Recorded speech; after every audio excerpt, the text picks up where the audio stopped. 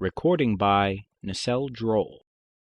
In the Avu Observatory by H. G. Wells. The observatory at Avu in Borneo stands on the spur of the mountain. To the north rises the old crater, black at night against the unfathomable blue of the sky.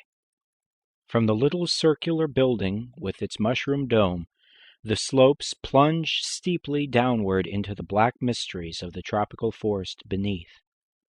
The little house in which the observer and his assistant live is about 50 yards from the observatory, and beyond this are the huts of their native attendants. Thaddy, the chief observer, was down with a slight fever. His assistant, Woodhouse, paused for a moment in silent contemplation of the tropical night before commencing his solitary vigil. The night was very still. Now and then voices and laughter came from the native huts, or the cry of some strange animal was heard from the midst of the mystery of the forest. Nocturnal insects appeared in ghostly fashion out of the darkness, and fluttered round his light. He thought, perhaps, of all the possibilities of discovery that still lay in the black tangle beneath him. For to the naturalist, the virgin forests of Borneo are still a wonderland full of strange questions and half-suspected discoveries. Woodhouse carried a small lantern in his hand, and its yellow glow contrasted vividly with the infinite series of tints between lavender blue and black in which the landscape was painted. His hands and feet were smeared with ointment against the attacks of the mosquitoes. Even in these days of celestial photography, work done in a purely temporary erection, and with only the most primitive appliances in addition to the telescope, still involves a very large amount of cramped and motionless watch. He sighed as he thought of the physical fatigues before him, stretched himself, and entered the observatory. The reader is probably familiar with the structure of an ordinary astronomical observatory. The building is usually cylindrical in shape, with a very light hemispherical roof capable of being turned round from the interior. The telescope is supported upon a stone pillar in the center, and a clockwork arrangement compensates for the Earth's rotation, and allows a star once found to be continuously observed. Besides this, there is a compact tracery of wheels and screws about its point of support, by which the astronomer adjusts it. There is, of course, a slit in the movable roof, which follows the eye of the telescope in its survey of the heavens. The observer sits or lies on a sloping wooden arrangement, which he can wheel to any part of the observatory as the position of the telescope may require. Within, it is advisable to have things as dark as possible, in order to enhance the brilliance of the stars observed. The lantern flared as Woodhouse entered his circular den, and the general darkness fled into black shadows behind the big machine, from which it presently seemed to creep back over the whole place as the light waned. The slit was a profound transparent blue, in which 6 stars shone with tropical brilliance, and their light lay a pallid gleam along the black tube of the instrument.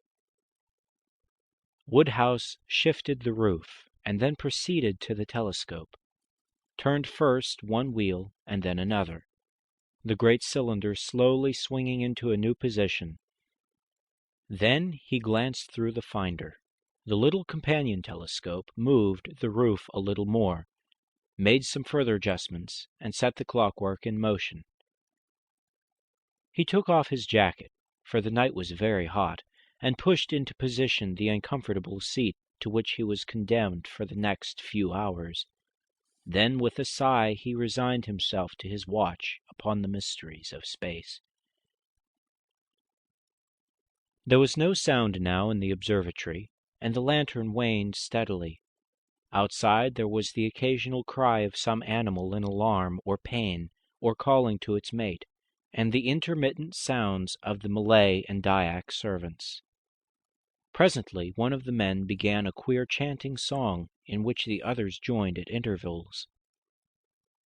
After this it would seem that they turned in for the night, for no further sound came from their direction, and the whispering stillness became more and more profound. The clockwork ticked steadily. The shrill hum of a mosquito explored the place and grew shriller in indignation at Woodhouse's ointment. Then the lantern went out, and all the observatory was black.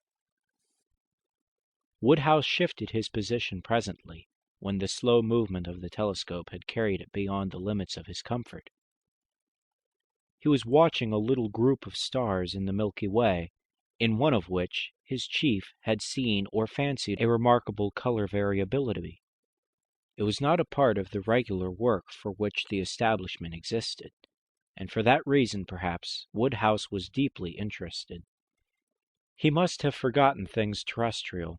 All his attention was concentrated upon the great blue circle of the telescope field, a circle powdered, so it seemed, with an innumerable multitude of stars, and all luminous against the blackness of its setting. As he watched, he seemed to himself to become incorporeal, as if he too were floating in the ether of space. Infinitely remote was the faint red spot he was observing. Suddenly the stars were blotted out. A flash of blackness passed, and they were visible again. "Queer," said Woodhouse. "Must have been a bird." The thing happened again, and immediately after the great tube shivered as though it had been struck. Then the dome of the observatory resounded with a series of thundering blows. The stars seemed to sweep aside as the telescope, which had been undampened, swung round and away from its slit in the roof. "Great Scott!" cried Woodhouse. "What's this?" Some huge, vague black shape with a flapping, something like a wing, seemed to be struggling in the aperture of the roof. In another moment the slit was clear again, and the luminous haze of the Milky Way shone warm and bright.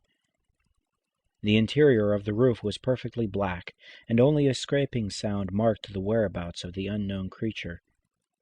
Woodhouse had scrambled from the seat to his feet. He was trembling violently, and in a perspiration with the suddenness of the occurrence. Was the thing, whatever it was, inside or out? It was big, whatever else it might be. Something shot across the skylight, and the telescope swayed. He started violently and put his arm up. It was in the observatory then, with him. It was clinging to the roof, apparently. What the devil was it? Could it see him? He stood for perhaps a minute in a state of stupefaction. The beast, whatever it was, clawed at the interior of the dome, and then something flapped almost into his face, and he saw the momentary gleam of starlight on a skin like oiled leather. His water bottle was knocked off his little table with a smash. The sense of some strange bird creature hovering a few yards from his face in the darkness was indescribably unpleasant to Woodhouse. As his thought returned, he concluded that it must be some night bird or large bat. At any risk he would see what it was, and pulling a match from his pocket, he tried to strike it on the telescope seat. There was a smoking streak of phosphorescent light. The match flared for a moment, and he saw a vast wing sweeping towards him, a gleam of gray-brown fur, and then he was struck in the face, and the match knocked out of his hand. The blow was aimed at his temple, and a claw tore sideways down his cheek. He reeled and fell. He heard the extinguished lantern smash. Another blow followed as he fell. He was partly stunned. He felt his own warm blood stream out upon his face. Instinctively he felt his eyes had been struck out, and turning over on his face to protect them, tried to crawl under the protection of the telescope. He was struck again upon the back, and he heard his jacket rip, and then the thing hit the roof of the observatory. He edged as far back as he could between the wooden seat and the eyepiece of the instrument, and turned his body round so that it was chiefly his feet that were exposed. With these he could at least kick. He was still in a mystified state. The strange beast banged about in the darkness, and presently clung to the telescope, making it sway and the gear rattle. Once it flapped near him, and he kicked out madly and felt a soft body with his feet. He was horribly scared now. It must be a big thing to swing the telescope like that. He saw for a moment the outline of a head black against the starlight, with sharply pointed upstanding ears, and a crest between them. It seemed to him to be as big as a mastiff's.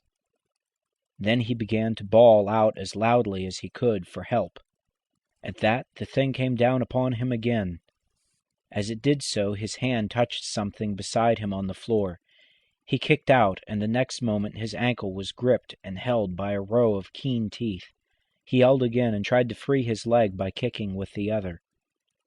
Then he realized he had the broken water bottle at his hand, and snatching it, he struggled into a sitting posture, and feeling in the darkness towards his foot, gripped a velvety ear, like the ear of a big cat. He had seized the water bottle by its neck, and brought it down with a shivering crash upon the head of the strange beast. He repeated the blow, and then stabbed and jabbed with the jagged end of it, in the darkness, where he judged the face might be. The small teeth relaxed their hold, and at once Woodhouse pulled his leg free and kicked hard. He felt the sickening feel of fur and bone giving under his foot. There was a tearing bite at his arm, and he struck over it at the face, as he judged, and hit damp fur. There was a pause. Then he heard the sound of claws and the dragging of a heavy body away from him over the observatory floor. Then there was silence, broken only by his own sobbing breath, and a sound like licking. Everything was black except for the parallelogram of the blue skylight with the luminous dust of stars, against which the end of the telescope now appeared in silhouette. He waited, as it seemed, an interminable time. Was the thing coming on again? He felt in his trouser pocket for some matches, and found one remaining. He tried to strike this, but the floor was wet, and it spat and went out. He cursed. He could not see where the door was situated. In his struggle, he had quite lost his bearings. The strange beast, disturbed by the splutter of the match, began to move again. "Time!" called Woodhouse, with a sudden gleam of mirth, but the thing was not coming at him again. He must have heard it, he thought, with the broken bottle. He felt a dull pain in his ankle. Probably he was bleeding there. He wondered if it would support him if he tried to stand up. The night outside was very still. There was no sound of anyone moving. The sleepy fools had not heard those wings battering upon the dome, nor his shouts. It was no good wasting strength in shouting. The monster flapped its wings and startled him into a defensive attitude. He hit his elbow against the seat, and it fell over with a crash. He cursed this, and then he cursed the darkness. Suddenly the oblong patch of starlight seemed to sway to and fro. Was he going to faint? It would never do to faint. He clutched his fists and set his teeth to hold himself together. Where had the door got to? It occurred to him he could get his bearings by the stars visible through the skylight. The patch of stars he saw was in Sagittarius and southeastward. The door was north, or was it north by west? He tried to think. If he could get the door open, he might retreat. It might be the thing was wounded. The suspense was beastly. "Look here," he said. "If you don't come on, I shall come at you." Then the thing began clambering up the side of the observatory, and he saw its black outline gradually blot out the skylight. Was it in retreat? He forgot about the door, and watched as the dome shifted and creaked. Somehow he did not feel very frightened or excited now. He felt a curious sinking sensation inside him. The sharply defined patch of light, with the black form moving across it, seemed to be growing smaller and smaller. That was curious. He began to feel very thirsty, and yet he did not feel inclined to get anything to drink. He seemed to be sliding down a long funnel. He felt a burning sensation in his throat, and then he perceived it was broad daylight. and that one of the Dyak servants was looking at him with a curious expression. Then there was the top of Thaddy's face, upside down. Funny fellow, Thaddy, to go about like that. Then he grasped the situation better, and perceived that his head was on Thaddy's knee, and Thaddy was giving him brandy. And then he saw the eyepiece of the telescope with a lot of red smears on it. He began to remember. "You've made this observatory into a pretty mess," said Thaddy. The Dyak boy was beating up an egg in brandy. Woodhouse took this and sat up. He felt a sharp twinge of pain. His ankle was tied up. So were his arm and the side of his face. The smashed glass, red-stained, lay about the floor.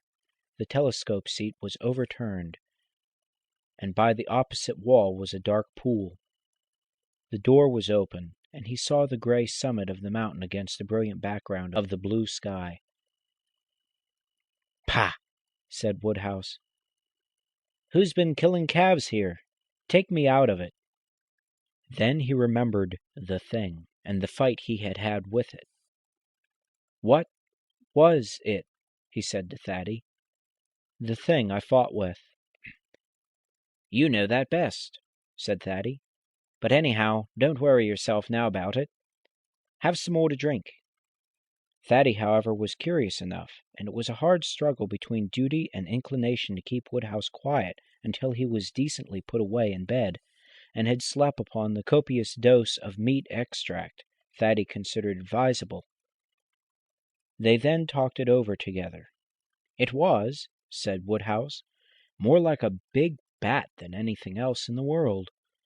It had sharp, short ears and soft fur, and its wings were leathery. Its teeth were little but devilish sharp, and its jaw could not have been very strong, or else it would have bitten through my ankle." "It was pretty nearly," said Thaddy. "It seemed to me to hit out with its claws pretty freely. That is about as much as I know about the beast. Our conversation was intimate, so to speak, and yet not confidential. The Dyak chaps talk about a big colugo, a clang-oo-tang, whatever that might be. It does not often attack man, but I suppose you made it nervous. They say there is a big colugo and a little colugo, and a something else that sounds like gobble. They all fly about at night. For my own part, I know there are flying foxes and flying lemurs about here, but they are none of them very big beasts." "There are more things in heaven and earth," said Woodhouse, and Thaddy groaned at the quotation, "and more particularly in the forests of Borneo than are dreamt of in our philosophies. On the whole, if the Borneo fauna is going to disgorge any more of its novelties upon me, I should prefer that it did so when I was not occupied in the observatory at night and alone." End of The Avu Observatory by H.G. Wells.